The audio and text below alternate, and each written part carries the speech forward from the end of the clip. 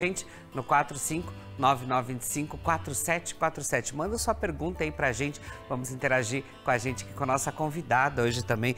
Boa tarde, Cristina. Seja bem-vinda aqui ao nosso Ver Mais. Eu queria que você começasse explicando pra gente, né, doutora, o que é essa famosa flebite aí que tantas pessoas falam.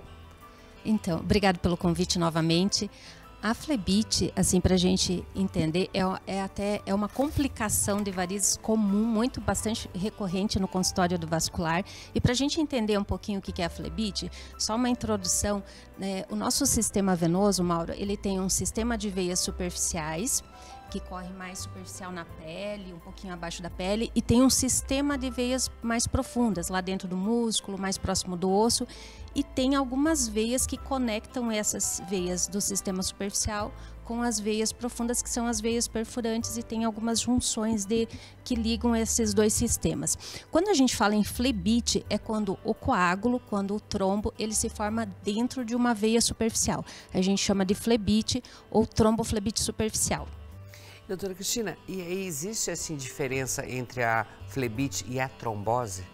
Então, uma das diferenças é o local onde o trombo se forma. Se o coágulo se forma numa veia superficial, é flebite. Se forma numa veia mais profunda, a gente chama de trombose venosa profunda. E a diferença é basicamente porque a flebite é mais benigna, é menos grave do que a trombose, porque ela tem menos riscos de complicações, que são a embolia pulmonar e aqueles síndromes pós-trombóticos de deixar sequelas.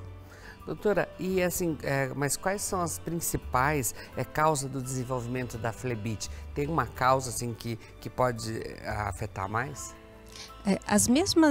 Os mesmos riscos para trombose também aumentam o risco de flebite, mas um que a gente tem que lembrar é a presença de varizes muito grossas. Quanto mais grossas, mais dilatadas, mais tortuosas, mais esse fluxo fica mais lento dentro dessa veia, mais chance de formar coágulo e daí de formar flebite. E outros riscos que são os mesmos para trombose, se é gestante, se é uma pessoa obesa, se é muito sedentária, se tem uma restrição de mobilidade, se faz uso de pílulas anticoncepcionais, tudo isso aumenta o risco para trombose e para flebite também. Doutora, eu sei também que existem vários tipos, né? E como que são feitas essas classificações dessas doenças? Então, a gente costuma classificar, existem algumas classificações em graus, dependendo dos sintomas, mas eu acho importante aqui duas modalidades, basicamente. Uma de flebite espontânea, que acontece do nada, a pessoa que tem já alguma predisposição genética e tem fatores de risco e desenvolve a flebite. E tem um outro tipo bem à parte, que acontece mais nos membros superiores, está relacionado com traumas de punções ou também com o uso de medicações intravenosas, né? Então a pessoa vai internar, vai usar medicamentos na veia. Existem algumas medicações que elas são mais irritantes na parede do vaso. Alguns antibióticos, quimioterápicos, paciente que está oncológico em tratamento de quimioterapia. E quanto mais longo esse internamento, mais polimedicado, mais risco de dar essa flebite.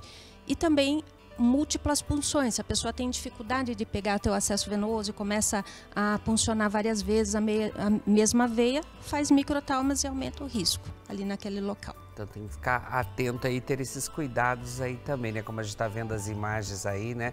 Mas, doutora, geralmente quais que são os sinais? Ela chega a dar um sinal que as pessoas devem ficar atentas, perceber alguma coisa aí para procurar o especialista?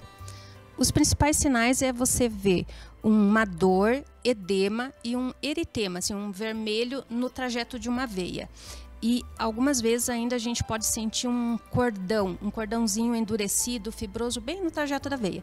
Se for em membros inferiores, esses sintomas eles são mais comuns de aparecer em cima onde a gente sabidamente já existe uma veia. Aí vai acontecer ali em cima do trajeto daquela variz. Doutora, e após a desconfiança, né? Como é realizado esse diagnóstico para ter certeza o que é que está acontecendo ali?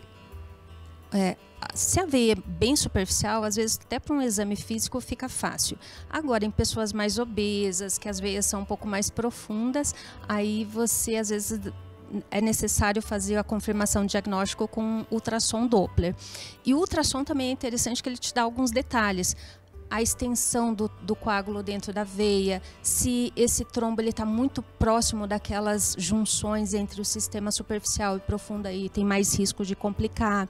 Se esse coágulo já está progredindo para as veias perfurantes e para o sistema venoso profundo, tudo isso vai nortear o tipo e o tempo de tratamento. Doutora, e assim, quais que são os riscos de você ter a flebite? O maior risco, eu acredito que justamente é a progressão. Um trombo de uma veia superficial, ele acaba progredindo para uma veia mais profunda, aí associa com trombose venosa profunda e os riscos são maiores, de embolia pulmonar e de complicações futuras, de síndrome pós-trombótico. Porque o nosso sistema venoso profundo, ele é o de maior capacitância, é o que é mais responsável pelo nosso fluxo venoso. Então, se comprometer uma veia mais profunda, ele vai ter um impacto maior na saúde vascular.